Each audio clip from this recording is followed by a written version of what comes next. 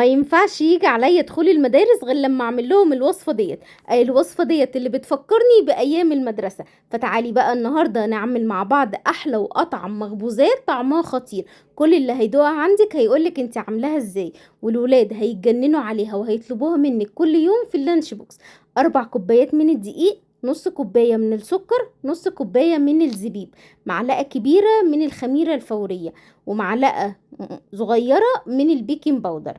وهقلب الكلام ده كله مع بعض كويس جدا بالشكل ده. صليتي بقى على الرسول؟ طب صلي على الرسول عليه افضل الصلاة والسلام، وحطي اللايك بتاعك وشيري الوصفة عشان واثقة ومتأكدة انها هتعجبك.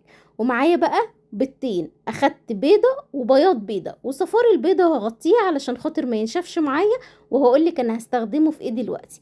يعني المجموع كله اللي انا حطاه في الوصفة بيضة وبياض بيضة. معايا معلقة كبيرة من الخل الأبيض، معايا رشة فانيليا، ربع كوباية من الزيت. واعجني بقى الكلام ده كله مع بعضه كويس جدا. في المرحلة ديت بقى هنعجن بمية أو حليب المتوفر عندنا يعني. مش هقولك بقى على حاجة معينة، لا خالص، براحتك خالص، اللي موجود اعملي بيه. طبعا الزبيب هيدي طعم حلو قوي للبريوش، بيخلي طعمه خطير. الولاد عندي لازم اول يوم مدرسة يكون البريوش موجود جوه اللانش بوكس، حاجة كده خفيفة وطعمها حلو ومسكرة، غير السندوتشات خالص طعمها خطير. وطبعا انتي لما تعملي الحاجات دي هتوفري طبعا المصروف، وهيبقى كل حاجة موجودة عندك في البيت. حطيت الاول كوباية من الحليب وبدأت اللي انا اعجن.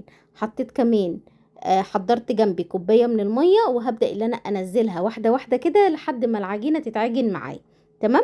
انا في النهاية استخدمت كوبايتين الا ربع من السوائل.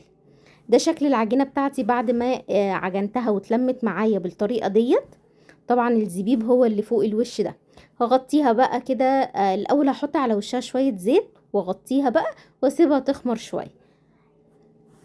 لو وصلتي معايا لحد هنا ما تنسيش تصلي على الرسول، ولو اول مرة تشوفيني ما تنسيش تعملي متابعة للصفحة وتحطي اللايك بتاعك، شيري بقى الوصفة على صفحتك لحبايبك ولكل اصحابك. خلينا نعمل كل حاجة في البيت. غطيتها بقى وسبتها كده حوالي 20 دقيقة، وده شكلها بعد ال20 دقيقة. انا عايزة عجينة معايا تكون طرية ولينة بس مش بتلزق في الايد. تمام كده تمام. هاخدها بقى افردها بالشكل دوت، هرولها وابدأ بقى اللي انا اقطعها. انا عايزة الحجم بتاعها تبقى ايه، مش كبيرة قوي ومش صغيرة قوي زي ما انت هتشوفي دلوقتي. طبعا يعني الحجم يرجع لك انت. ممكن نعملها حجم ميني، ممكن نعملها المقاس اللي انا عاملاه، ممكن نعملها اكبر، براحتك خالص. والتشكيل خطير، شكله حلو جدا والولاد هيتجننوا عليه. بصي هنا حاولت بقى ان انا ايه اقسمها كده. هما تقريبا طلعوا معايا 12 واحدة تقريبا، انا مش فاكرة قوي بس هنشوفها دلوقتي. هغطيها بقى بكيس بلاستيك عشان بس ما تنشفش معايا. وهجيب بقى اول واحدة، انا يعني مش بعملها كورة، لا انا بشتغل بيها على طول وهي رول كده. هبدأ بقى ان انا الفها. عايزة مكان واسع بس كده عشان تبدأي اللي انت تبرميها بالطريقة دي كده. هبدأ بقى اللي انا ايه اربطها ربطة، وبقية الربطة هلفها عليها واروح تانيها بالشكل دوت كده، وعاملاهم في بعض. هوريكي واحدة كمان. هي سهلة أوي بسيطة، يعني ممكن يكون الشرح واضح، فأنا هسكت واسيبك تتفرجي. بصي كده، أظن كده الموضوع واضح جدا. اهم حاجة تلحمي بس الاطراف ببعض او تمسكيهم مع بعض. نعمل واحدة برضو تانية مع بعض بعد ما خلصت الكمية كلها، ودي اخر واحدة. نبص عليها كده ونشوفها مع بعضينا. اظن هنا واضح اكتر.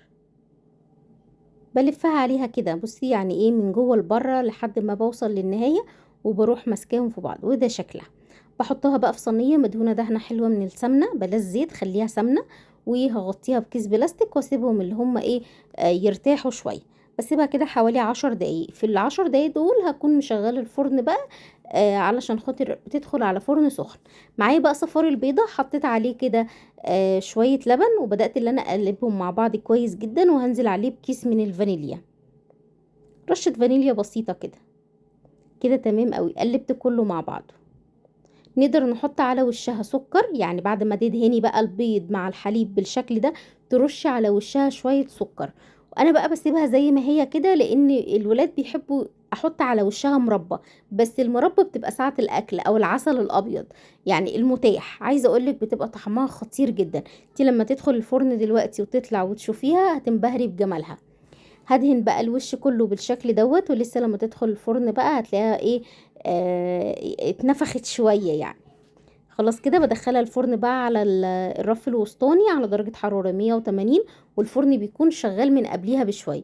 طبعا لما بتدخل الفرن انا ما بشغلش شواية خالص، بس ببدأ اللي انا ايه من وقت للتاني ببدأ اللي انا احرك الصاج. فاهمة قصدي طبعا. ده شكلها بقى بعد ما خرجت من الفرن، بعديها ب10 دقايق سبتها تهدى خالص. ده شكلها قد ايه الفطاير حلوة جدا، بريوش طعمه لذيذ. الزبيب اللي جوه نقدر نستغنى عنه، بس بيدي تيست عالي قوي قوي قوي في المخبوزات. جربيها وتدعيلي. تقدري تحفظيها في الفريزر وتطلعيها كده كل يوم الصبح للولاد في اللانش بوكس.